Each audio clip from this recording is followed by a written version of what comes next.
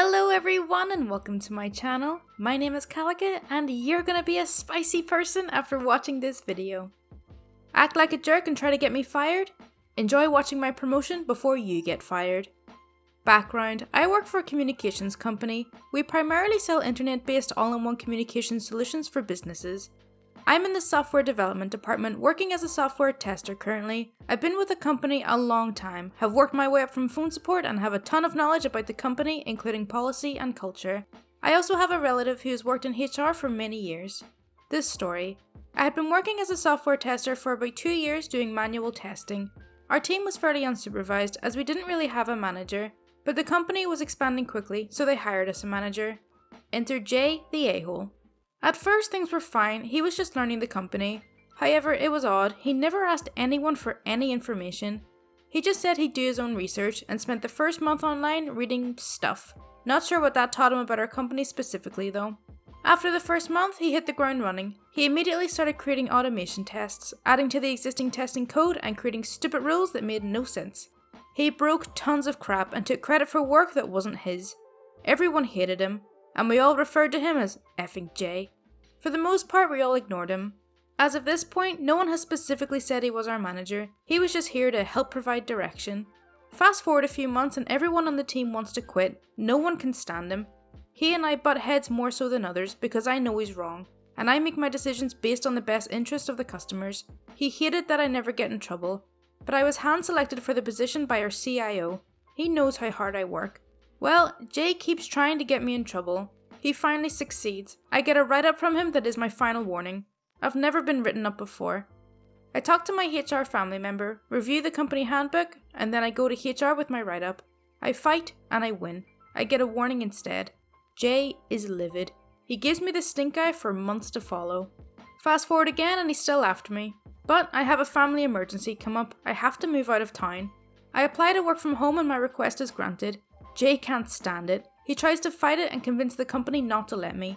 However, he's not high enough up the chain to override my approval from a C-level manager.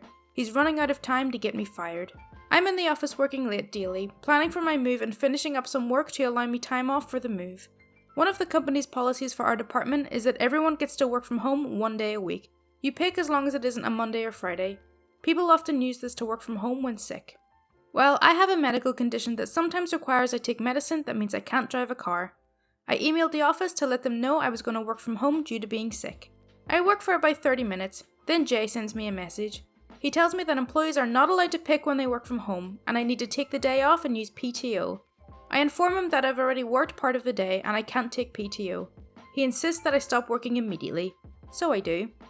I then contact HR because I know he's coming after me.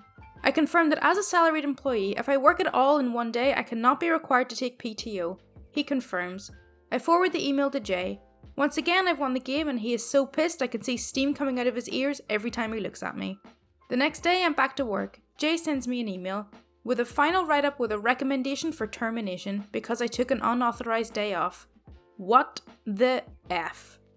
I immediately forward his email to HR with proof he told me to take the day, a screenshot of all conversations I had with him about it, and proof I forwarded the previous HR decision to him. In the email, I also included that I was filing a formal complaint against him for a hostile workplace, targeting, bullying, retaliating, and a violation of my ADA rights. The response is swift, sweet, and awesome. I am immediately notified by Jay's boss that moving forward I report directly to him. My write-up had been torn up, and I could start working from home immediately prior to my move. Jay is demoted from being the manager of the team. He's super pissed. Within 2 weeks, they demoted him from being the manager of his other team and let him go within the month. Prior to his being fired, I got promoted up a level. I made sure to mention it often in our group chat channels. After I showed his true colours to management, he began treating everyone else worse as I was now off limits. Complaints rolled in so much they had to let him go. Serves him right, the a-hole. Scammers want access to my PC. I turn the tables and start wiping their computer. TLDR is the same as the title. A friend told me that this belongs in here. I've read many a ProRevenge and I think this may or may not belong here, so mods, if it doesn't, just let me know and I'll take it down and put whatever it might belong. Background: I got our home phone number long before cell phones were a common thing to have. As things have evolved, that phone number is part of my history and is utilitarian to use for things I don't want ringing on my cell phone. like 99% of anything that requires a phone number for no good reason. So I've kept that number alive over the years. Most recently, I moved it a few years back to an online service that charges a tiny amount of money per month to host it for me. I access it via an SIP client on my computer. The story. Because of the nature of the number, it randomly rings. If I have time to mess with whomever is calling, most of the calls are, "Your car warranty is about to expire" kind. Some of the calls are about non-existent credit cards. My favourite calls are the scammers. I record all calls that come into this phone number. In my state, only one person needs to know that a call is being recorded, and besides, these scammers are all overseas, so I don't really care about their laws. So when a scammer calls, I tend to answer and play along. Sometimes these calls last a few minutes before they give up on me. Today I set a new record. A total of 1 hour of their time wasted. The call comes in as normal. I string the guy along. I play dumb. I keep them thinking I'm an easy target. After 40 minutes, I tell him I have to hang up and could he call me back in an hour? To my surprise, the idiot calls back. So I decided to see if I could get him to let me connect to him by continuing to play dumb. My plan is based on knowing they have a handful of tools at their disposal, easiest of which is TeamViewer. So I play along until they get me on a TeamViewer, but I never give them the real information on my end and I just ask for my partner ID. The idea is that with TeamViewer you can switch who is showing the screen after you make the initial connection. I know that I have but a precious few seconds of time if I manage to get them to give me their ID and password to make my plan happen. So I have a dummy terminal set aside for all of this. I quickly write out my set of commands so I can copy them to my clipboard and launch them as soon as I get connected.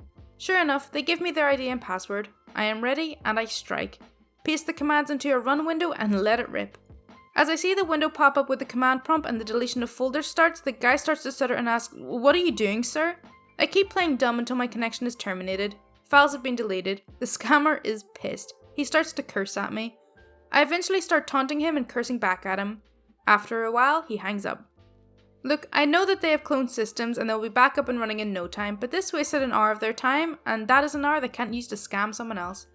Proof the recording of the call. I'll leave this link in the description if you do want to listen to it yourself. There's also a Twitch streamer and YouTuber by the name of Kitboga who dedicates his channels to scamming the scam artists, and some of them are fantastic. Never mess with an elderly woman. This story is not mine, but a story I found out about 7 years ago, about an elderly woman named Venus Green. I looked into personal information and trust me, you can find this on WBAL-TV11. Let me fill you guys in. Venus Green is a 90-year-old elderly woman who lived in the town of Baltimore. In 2009, Green's grandson Tally was shot and wounded. Tally said he was shot at a convenience store. However, the police back then insisted it happened in the household and were determined to find Green guilty. The police then proceeded to interrogate Tally while he was bleeding. Yes, he was bleeding, and not letting emergency services near him. Tally's wound needed attention, but he wasn't let to be treated until Green stood up firmly and told the officers to let the attendant treat him. You people thought this is it? Nope. 3 years later, a Baltimore police officer showed up at Green's home demanding to let him in. Green of course refused, as he didn't have a warrant for a house search and knew her rights. Green was about to close the door when the officer said, "Oh, you did it. Come on, let's go inside. I'll prove where that blood is. You did it." Before forcefully opening the door, Green, getting agitated, began to tell the officer that the scene never happened in her home, but the officer was very adamant, saying aggressively, "I'm gonna find that gun. I'm gonna prove that you did it." Green attempted to make the officer leave, and then a struggle ensued. The officer then dragged Green, shoved her into a chair and handcuffed her, while continuously calling her a witch. Green had enough of the officer barging into her home unannounced, and decided to take the matters into her own hands. When the officer opened the basement door, Green immediately got up and kicked the officer going down the stairs. The officer tumbled on the stairs. She quickly locked the officer inside the basement. The officer started banging on the door to let him out, while ranting about the charges he's going to arrest her for. Green just said nothing and left the officer in the basement. The officer continued shouting and then stopped. An hour later, 2 police officers showed up at Green's house and arrested her on charges of assaulting an officer and other charges. The officer, turns out, twisted his ankle and needed to stay off patrolling for a few weeks. The charges were later dropped and the police department apologised. That ain't it. Green had suffered a shoulder dislocation, violated rights, and was assaulted by the officer of the law. She ain't gonna stay quiet until she gets her revenge. To add more to the injury of the Baltimore PD, Green sued the whole department. Court details are not found, but Green got the settlement for $95,000. The whole city supported her, and some of the council decided to talk about the PD's behaviour, and consequences were set. As for the officer who barged into her home, he was fired, but he was known to be hated by the community, as he recently was also unnecessarily checking items at home without warrant, and unlawful arrests. That guy is gonna have a hard time getting a job. Edit 1. For people who are saying that the police officer will move out of a new city or state, wrong. The news is spread through all states and caught the attention of many people. He will be remembered. Well, it is 2019. He might get a job as a pizza delivery man than an officer.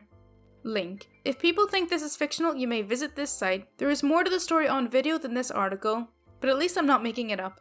I'll also leave this article in the description as well if you'd like to read it.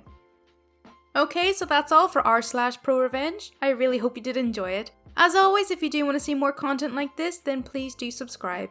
My Discord, Twitter, and Patreon links are in the description, and any support is greatly appreciated. Thank you so much for watching. Bye!